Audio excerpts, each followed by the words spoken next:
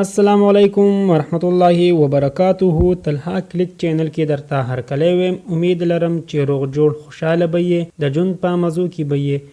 عزتمندو، نن یو افسوسناک خبر مخې ته راغلی دی. په کراچۍ بحریه ټاون کې د ظلم انتها شوې ده. یو ښایسته هلک جزلان نوم یې و، خپل ملګري ډېر بې دردۍ او بې رحمۍ سره قتل کړی دی.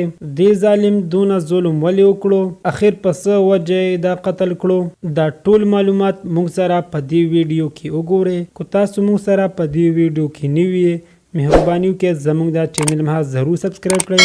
خوا کې ورسره ګنټۍ نشان ووهئ چې هر یوه نوې معلوماتي ویډیو تاسو ته په اسانۍ سره میلاویږي. عزتمندو، په کراچۍ کې یو بله د ظلم انتها شوې ده. کراچۍ بحریه ټاون کې دوه ملګري په چکر تللي وو چې یو ورسره جزلان هم و.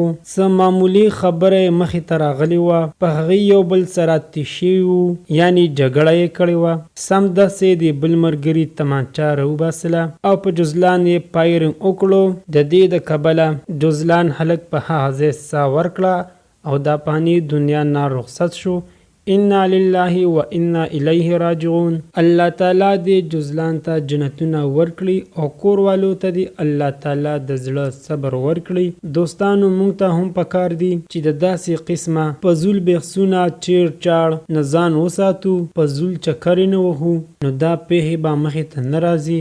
د مشرانو قدر کوو او په کشرانو شفقت کوو. یوه نیمه خبره کو یو ملګري نه تیزه شي، نو خیر دی بل ملګری دې لږه ګزاره وکړي، نو دا خبره به دونه نه زیاتیږي.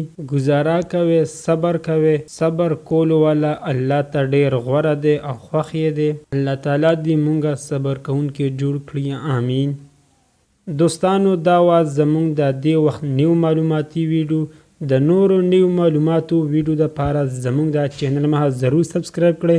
خوا کې ورسره ګنټۍ نشان ووهئ چې هر یوه نیو معلوماتي ویډیو تاسو ته په اسانۍ سره میلاویږي. والسلام.